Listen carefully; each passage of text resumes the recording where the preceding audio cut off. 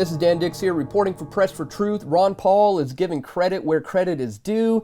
He's hailing the whistleblowers who leak information as heroic and patriotic. And once again, he is correct by crediting the source and not the medium.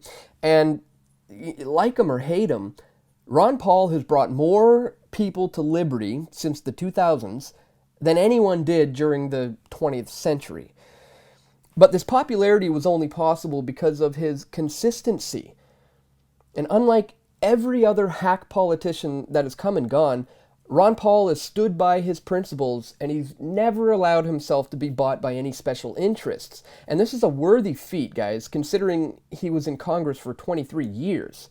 And the man is still banging out solid work on his YouTube channel now. But even in the freedom movement, there is opposition. Ron Paul is a strict constitutionalist. Even though he's no longer a congressman, he doesn't support the idea of anarcho-capitalism, stating more than once that he believes in limited government. And he's also received criticism for being a Christian family man and for not having so-called liberal views on abortion. And he's even been accused of being a Freemason.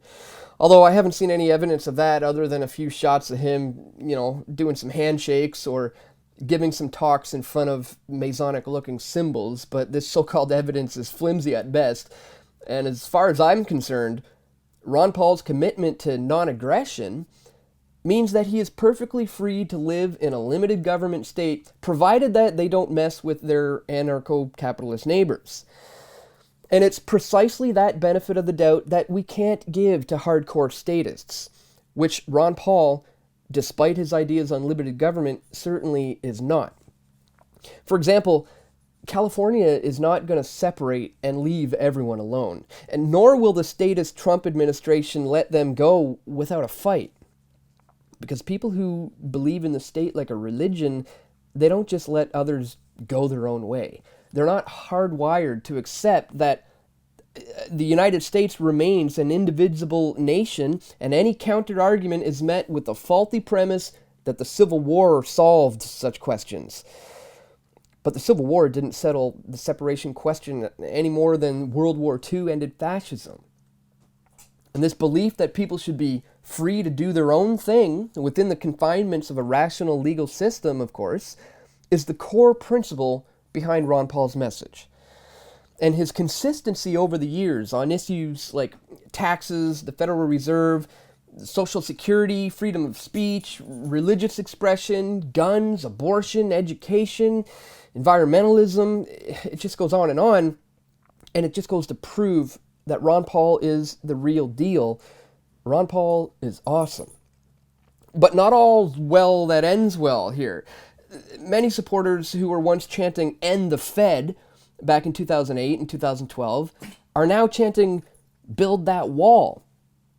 And Ron Paul didn't run for the Republican leadership in 2016, and his son Rand Paul took a libertarian light position, a diet libertarian, or libertarian zero, if you will.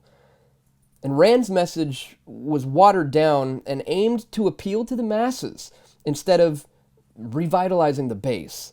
And in Ron Paul's absence, Trump filled the populist void, and he filled it with more rhetoric than principled explanations for why things have gone wrong. But Ron Paul's influence has already made its mark. During the Trump and Clinton debates, Trump talked about the massive bubble that the Fed had created. But how many people would even know what the Federal Reserve was before Ron Paul?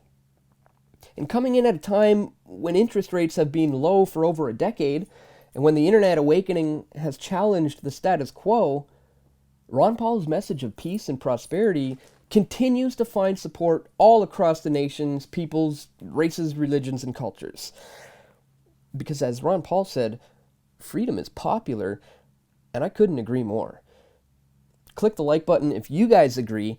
And of course, this independent media outlet that you are watching right now is only made possible with your donations and your support. So if you would like to make a contribution, check the links located in the description, and stay tuned for more video reports coming soon. This is Dan Dix reporting for Press for Truth.